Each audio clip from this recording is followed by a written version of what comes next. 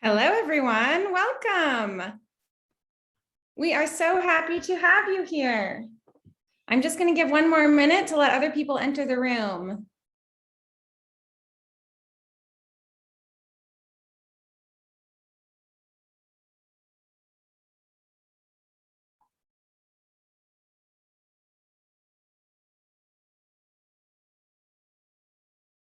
Hi, everyone. Welcome.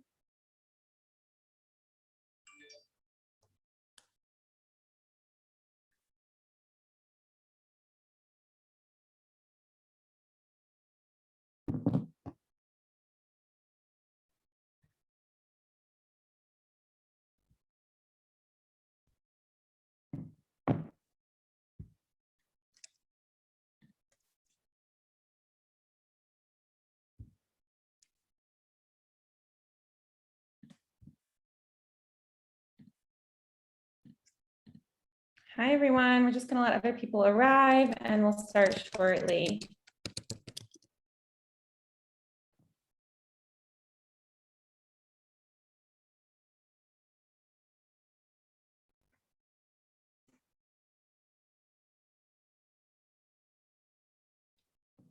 Oh my gosh, happy to see you guys all here. Hello, hello.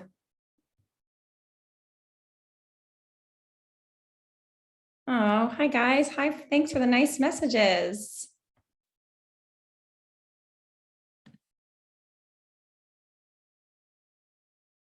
All right, we'll just give one more minute.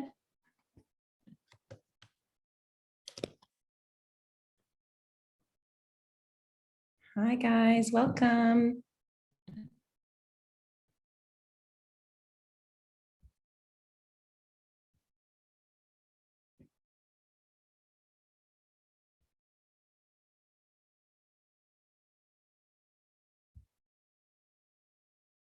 Oh my gosh, we almost have 100 people. This is amazing. I'm happy to have you guys here. All right.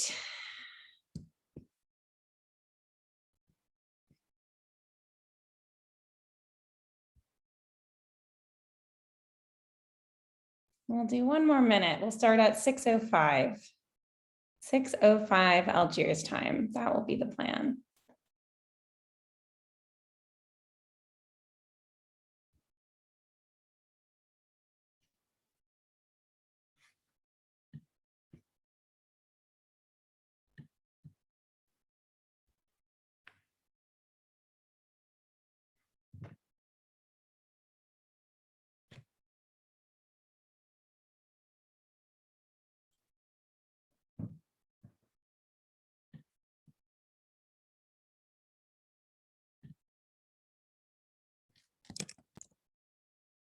Okay.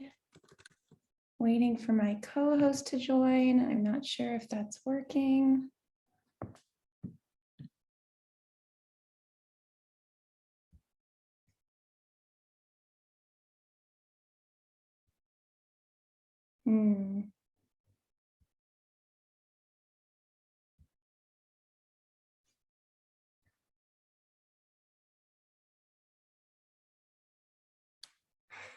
Can we just start?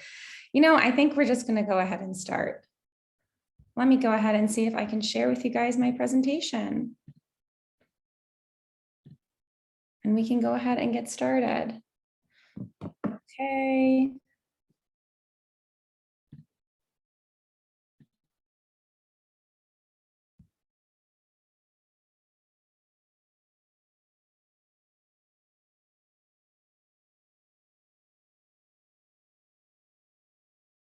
Hi, everybody. Welcome.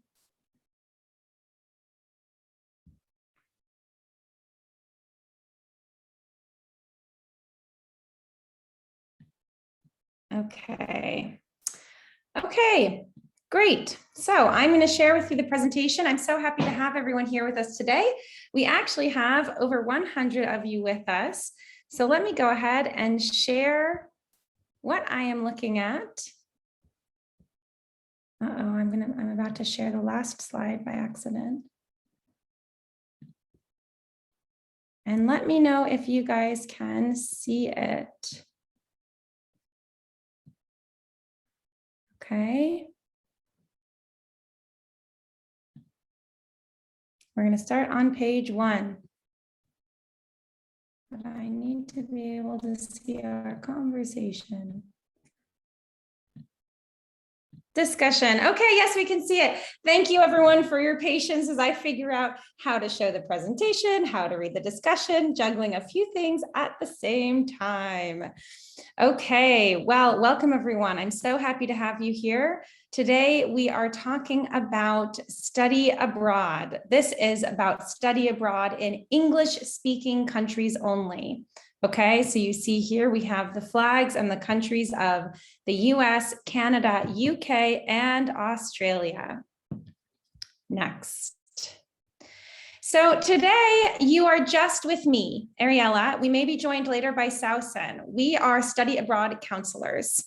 Okay, so my name is Ariella Knight. I'm so excited to meet you all today and to have you with me for this presentation.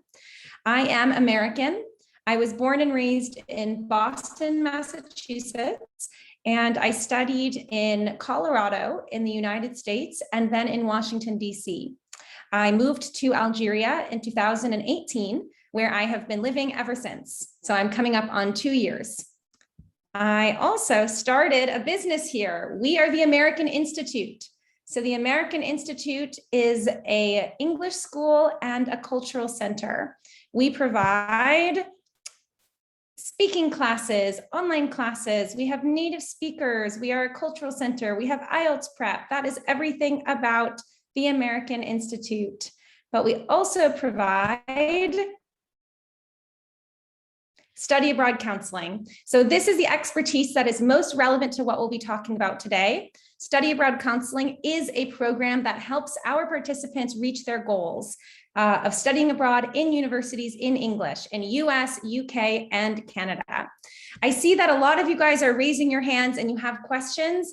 I promise you, I will give you many moments to participate in the presentation. So hold tight and I will let you guys either join on audio or share your thoughts in the discussion throughout the presentation. But for now, I'm just going to go and get us started. So we call this a plan of attack. Okay, the plan of attack means what will we talk about today? Why are you here with me? And what can you hope to learn? So we will discuss, why do you want to go abroad? Number 1, what are the advantages of going abroad? What are the reasons to do it? We call this goals. First, we're going to talk about your goals. Next, what is stopping you? If you know you have this goal, what are the reasons that you are not able to achieve it or you have not yet achieved it? We call this challenges. What are the main challenges for studying abroad? And last, we are going to share with you 3 tips to help shift your mindset and eventually reach those goals. I call these mindset shifts. And as I said, throughout the presentation, we have different opportunities to participate and share about your challenges, your goals, and the ways in which these mindset shifts can help you. I really hope my goals for the presentation today is that you are leaving motivated, you feel better equipped to study abroad, and you have in your own mind a plan of attack how you will reach your own goals. Lastly, I'm going to share with you our solutions. So I'm actually going to tell you in detail about the study abroad counseling we offer at the American Institute. Okay, for some of you that's interesting, for some of you less interesting, but it gives you an idea of what we have done after 2 years of working with individuals to achieve their goals, the program that we have designed to help people in small group settings reach their dreams of studying abroad. So we're going to start with goals. And this is the first part where I want your participation. Tell me, why do you want to study abroad? Can you write, please, write in the discussion. Why do you want to go abroad? If you had to say the main reasons, why do you want to go abroad? Why not just stay in the country where you are? What is so enticing? Okay, a better life. I see a better education system. A better future, better education. Absolutely. I'm hearing a lot of academic reasons to study, prove myself, achieve my dreams, better solutions, to get the experience. Very interesting. The overall experience. To get a job, a new adventure, get out of comfort zone. Interesting. Further knowledge, go abroad, improve myself. Okay, maybe a country where you feel you're a better fit. Okay, because of the values of the diploma. Better chances to create a good future, to make money. That's a very valid reason. To do medical research, to interact with a different mindset, to find higher pay, to enrich my culture. Changing fields of study, very interesting. Expand my perspective, challenge myself to grow better. Okay, to be less intimidated. I like these. These are more personal, very good. To help another society, very interesting. Have the chance to be an active member, to have a new life, upgrade my knowledge, improve myself. You guys, you don't need me for a webinar. Look, you have all the answers. This is amazing. And get more bread. There's no shame in saying you want to study abroad to make money. This is perfectly normal. In fact, most of us pursue higher education for the job opportunities. I'm going to show you how we at the Institute have grouped the main reasons that people want to study abroad. First of all, it is very common to want to study abroad. It is not just something that exists in Algeria. It is not just something that exists in what we call developing countries, countries with education systems that are not in the top rankings. A lot of Americans study abroad, Canadians study abroad, French people study abroad. It doesn't matter what country you're from. There's common reasons that people want to leave their country and experience something different. We have found that the value of a foreign education, I love that you guys already mentioned this, mind opening. So you will be experiencing a different country, a different culture, and a different mindset. Whether or not you enjoy it or you like it, maybe that's not guaranteed, but your mind will be opened. You will have a very interesting experience. You will be outside of your comfort zone when you are in a foreign culture. Even if you have the language, you're still in a different culture with people who grew up with a different background. And you have you have opportunities to be more independent and self-reliant because you are abroad, you are far from your family and you're far from the culture where you know what to expect. So you have to become in charge of your own destiny when you are studying abroad. In most cases, when people are talking about a foreign education, they are talking about world-class education. They are looking for a higher level of education, sometimes of facilities as well, looking for a more advanced experience, and then of course, increased job prospects. So we've grouped these. We say the reasons to study abroad are, number one, academic. People saying, I cannot study what I want to study or at the quality I want to study in my country. So people who go for academic, these may be researchers. These may be people looking to switch what they studied and there's more flexibility in another system. And then you have professional. It will help my CV. I can become a more competitive candidate once I've studied abroad. It doesn't matter what I've studied, or maybe in some cases it does, but I'm doing this for the job opportunities that follow. And then the last is personal. That's when we start talking about experiencing a new culture or getting out of your comfort zone or being independent. So most often when people come to us for help with study abroad, they have reasons in every category. They may say, my priority is academic. Maybe it's someone studying science. They say, in this country, maybe it's Canada, they have really advanced technologies that I want to use and I'd like to do research with. Okay, that's their main reason.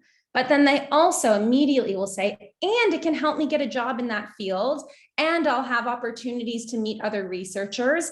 And also, I'm ready to try something new. I want to live outside of my home country. So almost always, and I bet for you guys, you can find reasons in every category, academic, professional, and personal, why you would want to study abroad. Okay, so those are the goals. And you might be saying to me, okay, Ariella, that's a little dumb. We already know we want to study abroad. That's why we're in this webinar. So we're going to move right past these and go to the challenges. Tell me, if you're here, it means you want to study abroad. So tell me, why aren't you? What are the main challenges that are preventing you from reaching your goal? Share with me, please. Money, money, money. Good. Fees, finances, money. Hard to get a visa. Family. I don't know how to go. Visa. I don't know where to start. GPA. Scholarships. I don't know what's the first step. Strict parents. Lack of information. Tradition.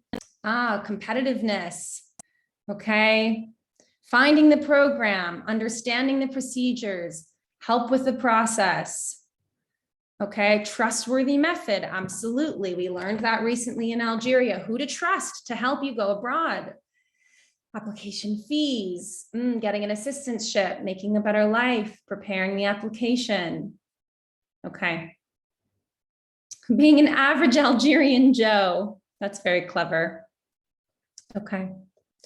All right, very good. So you guys, I'm seeing everything on here I've seen before. Another amazing thing with having worked on this for the last couple of years and having gone through this process myself is that we can actually also categorize the challenges. And I recommend that you do this because it will help you understand that your challenges are not totally unique. I'm not saying you're a wonderful, unique human with unique qualities and characteristics, but the challenges are somewhat common. This means that you can look and research for people who have found solutions to your challenges. Okay, it should motivate you to know that other people who have had your challenges are now studying abroad. Okay. Also, sometimes grouping or categorizing challenges can help organize our thoughts. Okay, and it moves us from an emotional mindset into a strategic mindset. Okay, I'm upset my family doesn't want me to leave, but now I've placed it into a title on my list that will be addressed. Okay, so here we're going to talk about how we at American Institute have categorized the challenges. So number one, meeting the requirements. The very first requirement for everything we're talking about today is English. You need to have traditionally an advanced intermediate level of English in order to even apply to study abroad. But this is not just English. There are other requirements like GPA or grade average, requirements such as English tests. Maybe you have a nice level of English, but you didn't score high on the test. There are other tests that you need to take depending on the country and depending on the degree. Perhaps it's the SAT, perhaps it's the GRE, okay? Even things like translating your transcript, that's a requirement. You need an official translation of any transcripts that are not in English. That alone can be really overwhelming. What do they mean official? How do I submit it? They say they need my original copy. Does that mean I mail my one and only copy all the way to the university? So sometimes we're thinking, okay, money is the only problem, or getting in, having the good profile is the problem, but it can be even just the application process and the overwhelm that can be a huge source of preventing yourself from moving forward. So meeting the requirements, it's a big category. The second category is lack of information. And I think a lot of you are here today for this. I bet most of you came today with a specific question saying, I'm going to join this webinar with Ariella and I will ask my question. And I will say, Ariella, I have 12 on my back and I've done 2 years of engineering, but I'd like to move into industrial something. And I don't know if I can do it in Canada in this, right? You come with these very specific questions and you don't know where to find your answers. Okay, because you have an individual story, an individual case, and you absolutely don't know where to start to figure out how do I take myself and my background into a university abroad. Very, very common. Number 3, maybe I should have made it number 1, the cost. Studying abroad is expensive. I will never lie to you. I will never tell you it is cheap. I can tell you where it is cheaper. I can tell you how to cut costs, and I can help you look for scholarships. But when you are pursuing study abroad, you need to have a very clear idea of your finances and what you can afford. Are you starting your process knowing that you need a full scholarship? Okay, that's very different. You need to come into the process knowing I can spend almost nothing on this, okay? And then we are only looking at scholarships. We don't waste our time. If you come in and you say, I have a budget and it's limited, but it's a budget and here's how much I can spend. Okay, then we can sit and talk about schools in that budget, countries that are cheaper, countries where they let you work.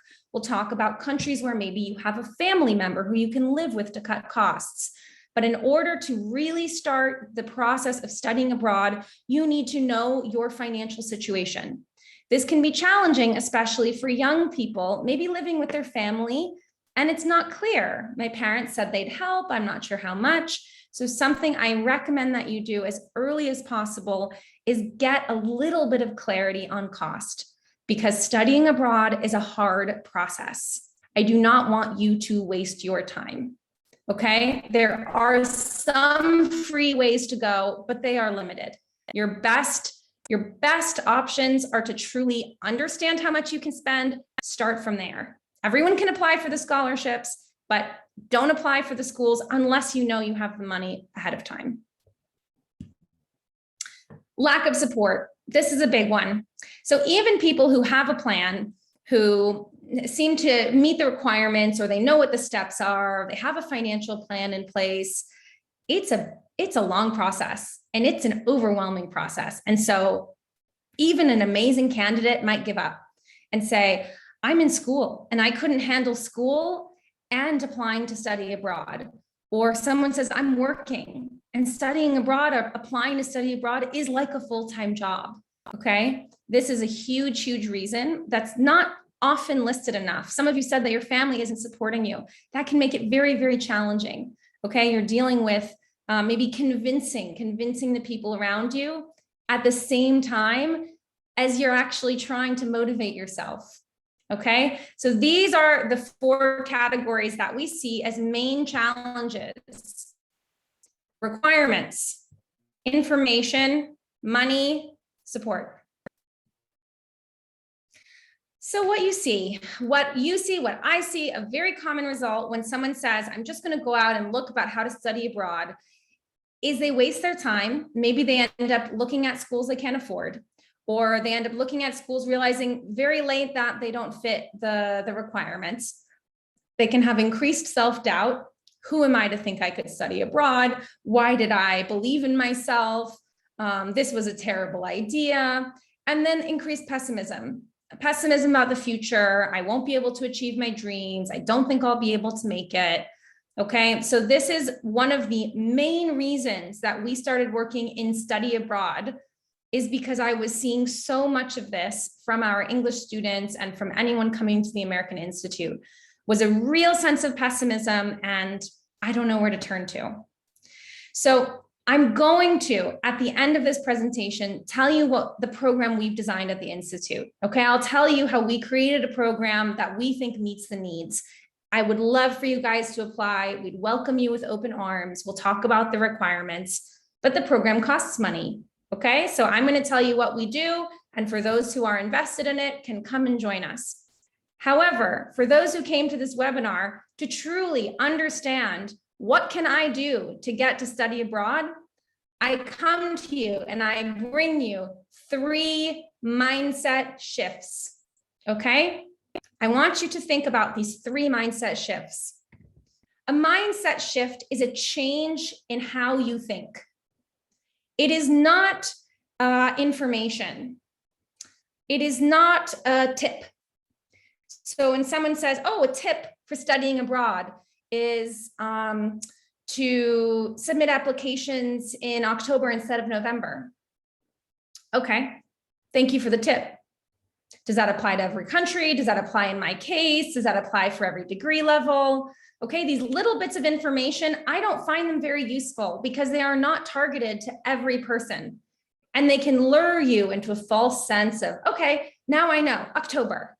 But then someone comes along and says, where do you hear that? That's a crazy idea. And you then welcome the self-doubt, it comes back. So rather than giving you little bits of information or answering specific questions, I want you to think of 3 ways that you can change your perspective And I believe if you can master these 3 things, that you will be much closer to reaching your goals of study abroad. And then after this, prepare your questions. I will be answering. Number 1, your number 1 mindset shift is to know that almost everything is on the internet. Learn to research. This sounds obvious, okay? But almost all of the questions I receive about studying abroad, you can find the answer on the internet. So someone thinks, I can't study abroad because I don't know. I don't know what IELTS score is needed. I don't know what universities offer mathematics. I don't know what visa type I need. And they stop looking. They stop their process. I don't have information, so I cannot proceed. Wrong. The internet, it exists for a reason. All of these countries that we work on, these are Anglophone countries. We're talking Canada, US, UK, and Australia. They put almost everything on the internet. So it is really a mindset shift that you need to have, is to know that you are empowered to find answers to your own questions. Okay? Not having information is not a good reason to stop your process. Get online. I can count on one hand the number of questions I've received that I couldn't find the answer on the internet. And most often when you comment and you send me a message saying, hey, can this happen? Or can I study this? I don't know the answer either. And I get on the internet and I Google it.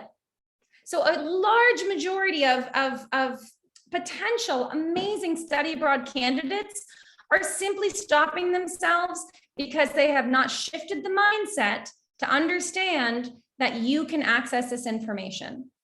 That, it sounds obvious. To those of you who already do this, you might be rolling your eyes, but I promise you, this is a huge, huge mindset shift. Something that's very different, especially in countries where information is shared from word of mouth. That is not the case for study abroad. So number 2 for mindset shift, work on your whole person. This is something that is actually particular to what I call the English-speaking culture, the English-speaking university culture. So at American universities, Canadian universities, and British universities, they do not only look at your transcript. They do not only look at your CV. They ask for recommendations. They look at your volunteering experience, and you even write an essay where you have to explain to them why you want to study what you're studying, why you're interested in studying that, what you hope to do with it afterwards, what are your dreams, what are your ambitions. So if you are applying to university and you want to study, let's say finance, you need to write an essay. Why finance? You can show up with a 16 on your back. You can show up with a great job in finance. But if your CV is essentially one job, you've never done anything else, and you can't write to me about why finance matters to you, you're hurting your own application. For these universities, you need to develop what we call a whole person. So let's go back to the finance example. How can I demonstrate an interest in finance? Well, maybe I start training my friends on budgeting. Okay, I hear people saying, and I'm reading, well, volunteering is hard. Guess what? You can make up your own volunteering. It can be virtual. It can be with friends and family. Then you put on your CV, volunteer budget trainer. That's completely true. And then in your application, write a story. I'm interested in finance because I think financial information empowers us. It gives us the ability to be in charge of our own lives. I'm so passionate about this that I've started training my friends and my family on how to use financial budgeting information to improve their own lives. Okay, you cannot just show up with your academic transcript and expect to be admitted. This is a big mindset shift, especially for those who are accustomed to the Francophone system. The Francophone system and many other countries only look at your grades. They don't care about anything else. If you want to study abroad in English in the US, the UK, Canada, and increasingly more countries are shifting to this whole person approach, you need more than just grades. The good news is you can also compensate, meaning if you have bad grades, you can start adding amazing activities, amazing volunteering. You can start your own association, and they're not going to care as much about the grades. So try to see this as an opportunity rather than something other that you have to add to your to-do list. It's an opportunity to stand out and to compensate for anything low on your transcript. Number 3 of my mindset shift tips or guidelines is learn to market yourself. So in French universities, when they only look at a transcript, you never have a moment to speak to them. You do not write an essay, you do not do an interview, and there are no recommendation letters. You are just a number. That is not true for English-speaking universities, okay? We're talking about American universities interviewing you, asking you about yourself.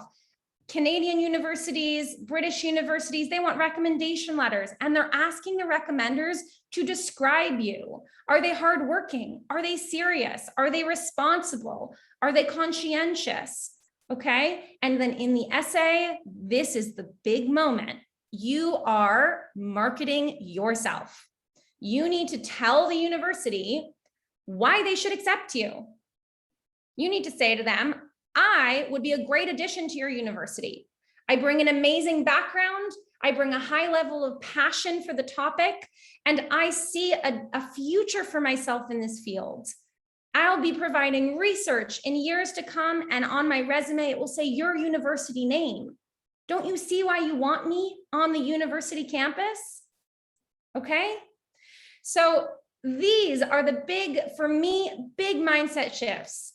It is not about your basic question of what's the right grade or, you know, what's the right country, or I get so many questions, you know, how do I study engineering in the UK? If you're looking at these 3 mindset shifts, I believe you can improve your chances tenfold. Almost everything is on the internet. Learn to research. Really, researchers are rewarded. Become an amazing researcher.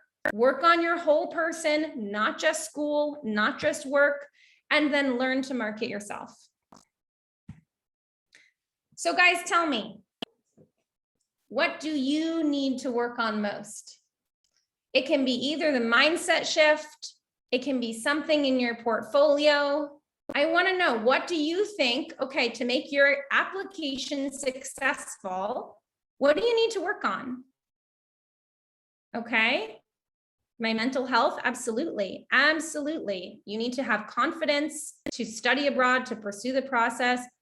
Marketing myself, yes, it's a skill. You can learn to market yourself. It has very little to do with personality, more experiences, okay? Learning AP classes, okay? Volunteering, working on ourselves, skills, learning to not give up, volunteering, teaching myself to be independent.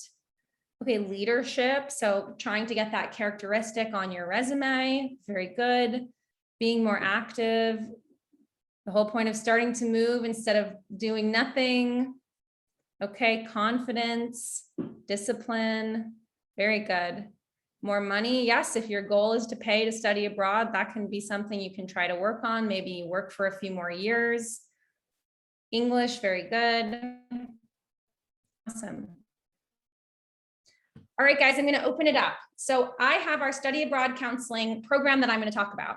Before I get there, I know a lot of you came and your deepest hope was to ask your question.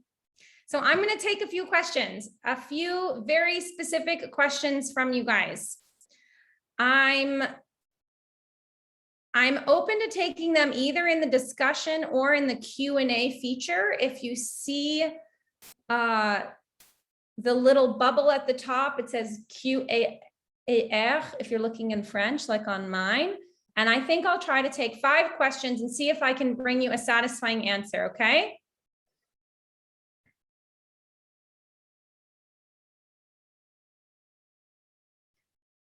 So I have a first question here from Miriam. Miriam is 22 years old and wants to know, can we study abroad with a 2018 back? She wants to change her specialty and go into the arts. Miriam, yes, that is absolutely the case. In fact, if you have not yet started Algerian or university anywhere, then many schools will accept you for what we call bachelor's degree, which is the equivalent of licence. So this is in some ways an advantage that you haven't started university. You might say, okay, but I've had this 4-year break. That's okay. The only thing you need to consider is how to explain what you have been doing in that time. This is when I want you to think about marketing yourself. It is very important to be able to explain or to market when you have something unusual, when you have failed a class, when you have a really low test result, or when you have an absence or a break on your resume. So Miriam, what I would encourage you to do is focus very hard on your essay and make it the most powerful story about how those years changed you, about how they shaped you, and really made you understand that your future was in a different field. So the answer is yes, it is possible, and your challenge is how to market it. Okay. I have another Miriam asking, are there any problems with being veiled, with wearing a hijab? No. In the US, Canada, and UK, they do not have anti-hijab legislation. There are no problems. What I would recommend that you do when you are looking to study abroad is you consider where you want to live and how it might affect your comfort. So for students wearing the veil, I often recommend looking to go in a bigger city or looking to speak to Muslim students on campus to understand what is the experience at this university of being Muslim. Is there a support group? Is there a mosque nearby? Is there halal food in the cafeteria? So in this one, I'd say mindset shift number 1, get on the internet. Start to see, I am sure there are Reddit message boards, best universities for Muslim students to study at in the US, in the UK, in Canada. Really, I wouldn't start to leave these problems in your head. I would start to research them and you go into it with a good mindset. And remember, when you study abroad, you are living abroad. You have to live every day. You have to wake up there. You live in that weather. You eat that food. You know, don't just say, oh, it's Canada, I don't care. And then you're freezing and you're depressed. Think about the lifestyle. Think about how your religion and your culture is supported by where you choose, okay? It's good to be open-minded, but it's also good to prepare yourself for success. It's always hard to be in a different culture and a different environment. Okay. Hani was here yesterday, the dude with the glasses. Welcome back. Hanan says, are high grades necessary to change your field? I would say no. What high grades demonstrate is that you are a dedicated student. So they're good. In any case, high grades are good. They're never bad, but they don't show anything about the new fields you're going into. So if you say, look, I have really high grades in science and I want to move into literature, it shows me, okay, she takes her studies seriously, but it doesn't tell me anything about literature. So if you have low grades in science, you can actually make a good argument saying, I've learned I can only do best when I'm passionate. You see my grades in science, I was never passionate. And it was a hard journey to take. But now that I know I'm doing literature, it's so clear why I couldn't get good grades. Okay? It's all about marketing. For this question, I would go to mindset shift number 3. Oh my gosh, you guys are sending me everything. Okay, scholarships. Where can I find scholarships? How do I get scholarships? Main criteria for scholarships. Guess where I'm going to direct you guys? Mindset shift number 1, internet research. Every scholarship has different criteria. There is no one criteria for all the scholarships. Some scholarships are just for women. Some scholarships are just for math. Some scholarships are just for bachelors. Okay, there's no one criteria for all scholarships. One thing I might say that's helpful at any time is having great grades, having great English, and having a whole person profile. But truly, every scholarship you apply to, you need to approach it as its own research project. Some scholarships, they want leadership skills, so you better work on your leadership. Other ones are really research degrees, and they want to see evidence of research and publication. Okay, so I cannot tell you, oh, if you do this, this, and this, you get a scholarship. Mindset shift number one, learn to research. Okay. All right, I see a lot of questions about AP classes. You cannot take AP classes if you're not in a school that offers AP. Typically, you won't be required if you're an international student. So that is a question I would research. If you're reading the page asking you about AP classes, you might be reading the page for national students. Look at international. For international, they typically don't ask for AP. They're just asking for SAT, like tests. Mindset shift number one, get on the internet. Cass said, can we pay our year of university with a student job? Typically not. Okay, student jobs in most countries are only part-time positions at minimum wage. So maybe between $12 to $15 an hour for up to 20 hours a week. Year of university, I don't want to give you a set number because in every university it's different, every city it's different, every country it's different, but a year of university would not typically, you could not pay your way.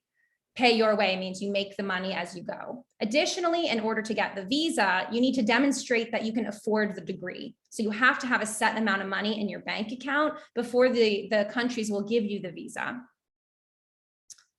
Oh my gosh, okay, so many questions. We need to know where we can find scholarships. Nesreen, mindset shift number one, research. AP is an advanced placement test. Thank you for sending a good place to start looking. It's okay to send links. Okay. Miriam, is it true we can't get work for the first year of our visa? It's different for every country and it's different for every visa. Mindset shift number one, start researching. Okay. Nesreen, I've seen many scholarships are meant for graduate students. How can we apply to this kind of scholarship? What kind of scholarship? You guys, you need to start researching. If you are serious about studying abroad, you cannot just have questions in your head and you're wandering around wondering the answer. You need to start researching on the internet to understand. Every government level scholarship and most university level scholarships have their own pages dedicated to answering these questions. More than that, they have staff with email addresses that you can directly email as well. Hi, I'm from Lebanon. Hi, Anthony, welcome. Is it true that life in the UK is much more expensive?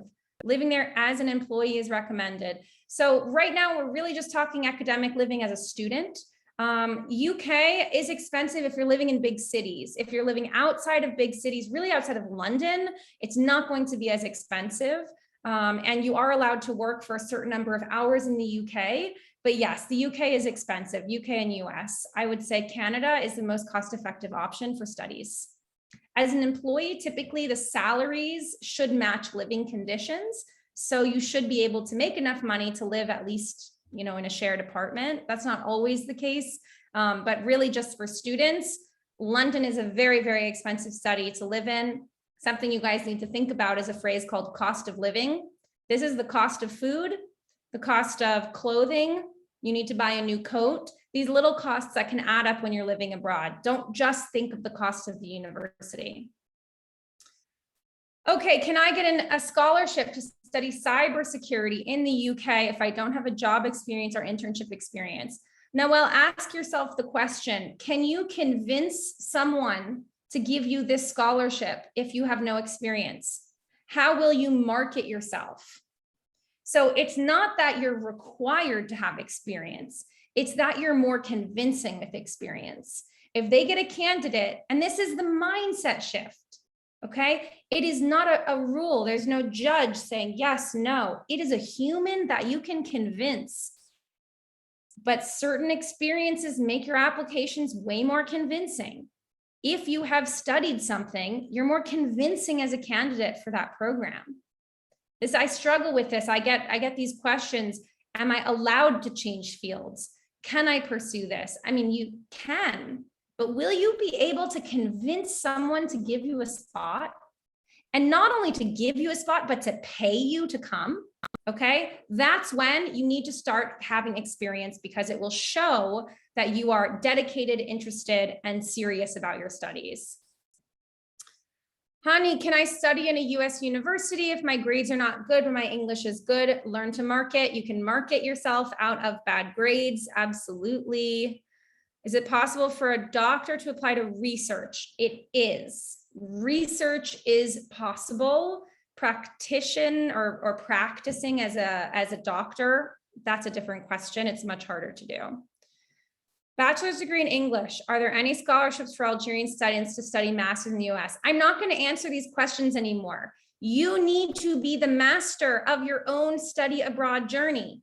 Okay, go online and research scholarships, master's scholarships US. Here's your keyword in Google: master's scholarships US. Okay, then you will find the same information that I can tell you right now. Okay. Serene, can you tell us about challenges you faced when you moved here? So anytime you're living outside of your home culture, no matter how simple you think transition will be, you will always face challenges.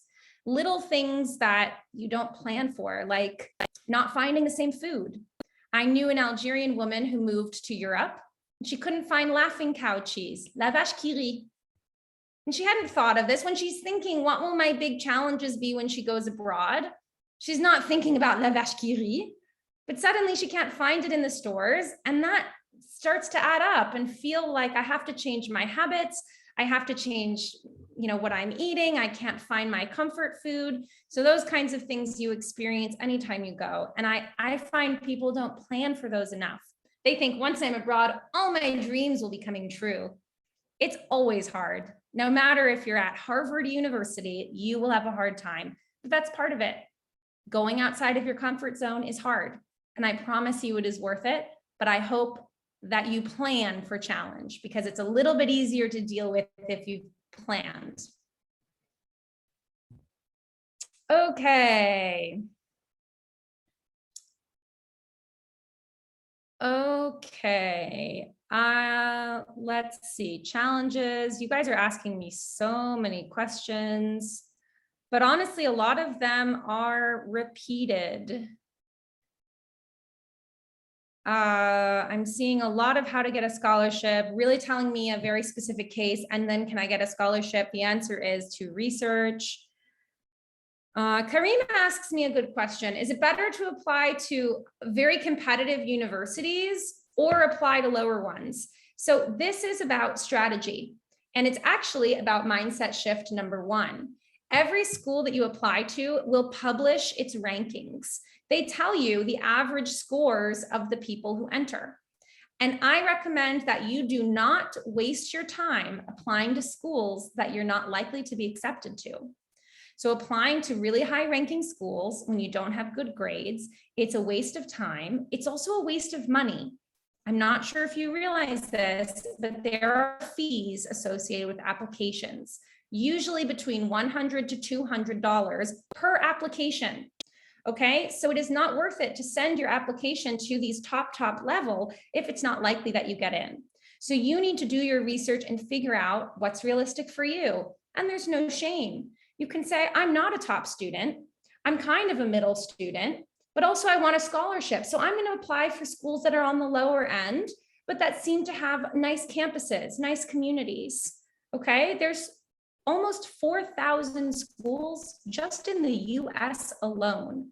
Don't limit yourself by just looking at the top ones, and try to be practical about the time and expense that you spend applying. Only choose the ones that you really think you have a good chance at. Okay. Okay, so I think you guys, this was Very interesting to see your questions. I was happy to see that I think most of the answers are in the slide, and I really wanted to do this experience to show you how I connect these mindset shifts with the questions you tell me. So if you come to me with a question asking for information that you can find online, I almost don't want to give you the answer. I want to say, and a couple times I did say, look online. If you cannot find it online, come back to me. And then we looked at number 2, volunteering, how to get additional experience. And then number 3, learn to market yourself, which really comes up around questions of anything we see as a negative. So not great grades, or changing fields is not a negative, but it's a little bit harder. So that's especially when marketing comes into play. Okay.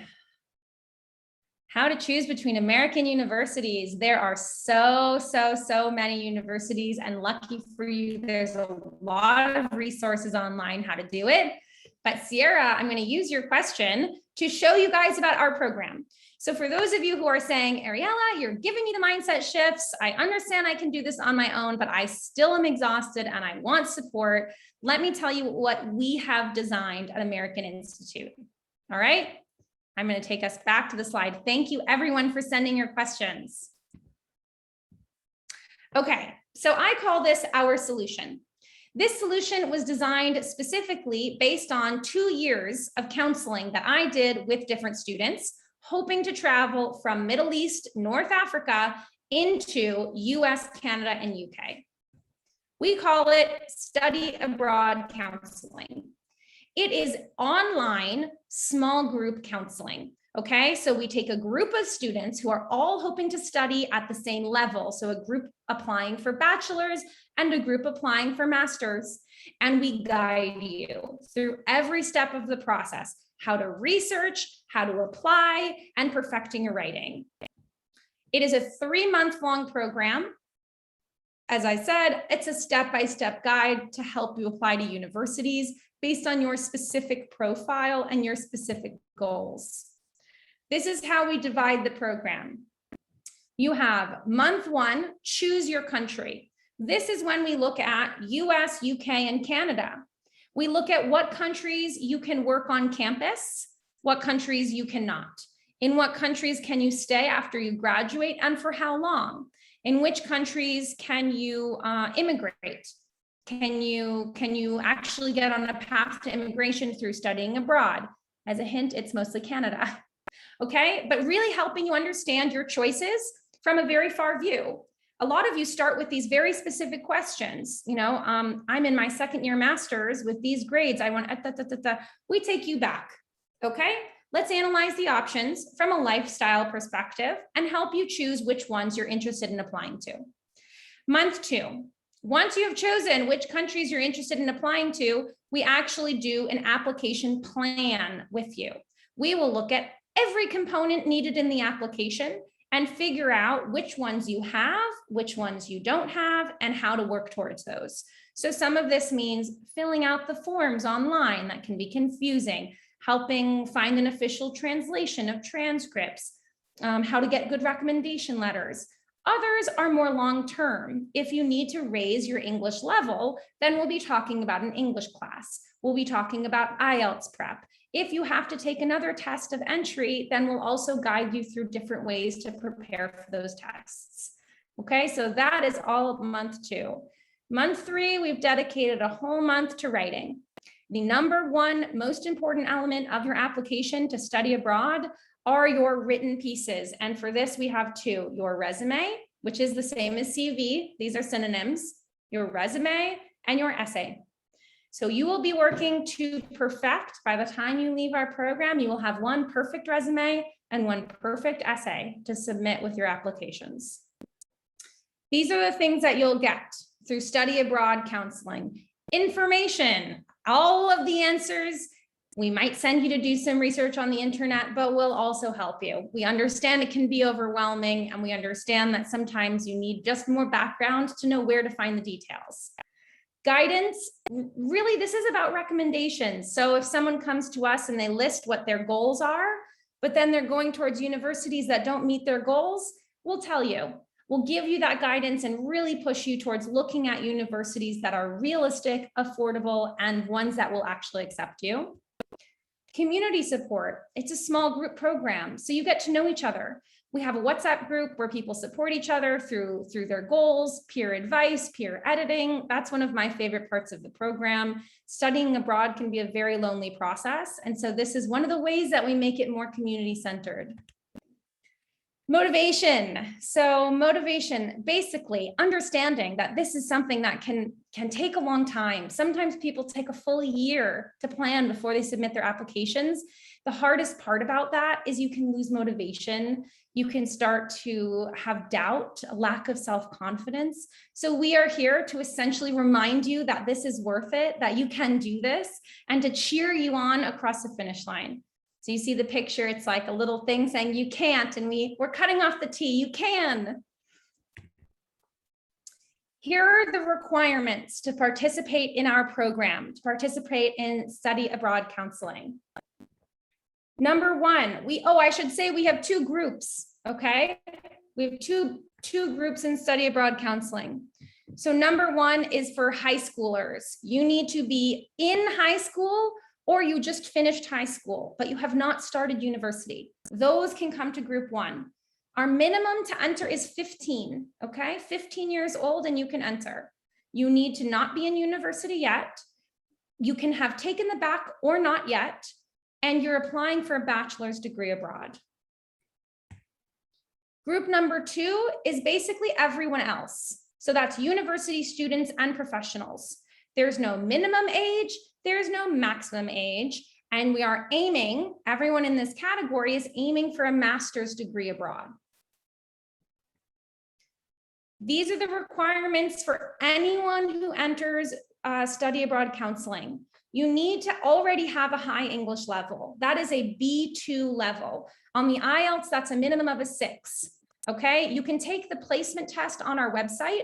You'll get a result direct to your email that will tell you if you have the level, okay? And before we accept you, we require that placement test. Academic motivation. This means your primary reason for studying abroad must be to study. If we speak with you, we discover you're not interested in studying, you're just looking to live somewhere, you might not even complete the program, there's a real focus on the visa, we can't help you. We help people who are looking to study.